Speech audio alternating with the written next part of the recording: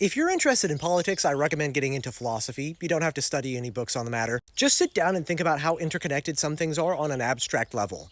Like a lot of people online who have a lot of bad philosophical, political, and social takes just don't realize that emergentism is a thing. People who reject the existence of free will are a good example of this. Determinism is reductionist.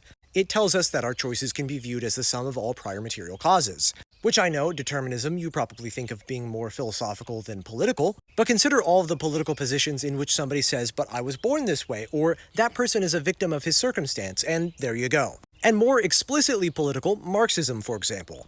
You could literally go up to a Marxist, say, okay, let's believe in all your propaganda, capitalism is the boogeyman, but still be able to completely shut down their ideology by asking them, okay, but once we get rid of capitalism, how do we prevent it from coming back? Maybe the more informed will make up some excuse about Leninist vanguardism, but the point is, capitalism didn't descend from the pits of hell.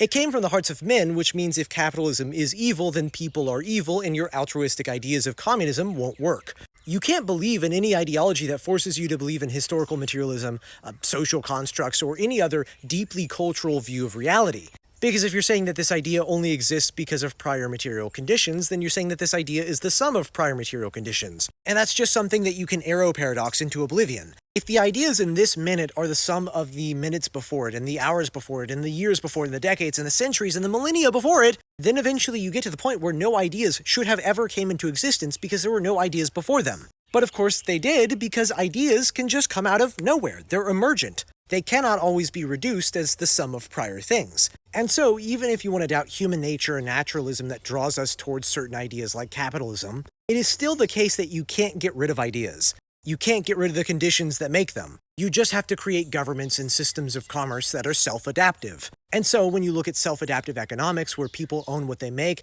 and they decide to trade it because it's their right, and they trade it according to the values set by, I don't know, supply and demand, then that's just capitalism.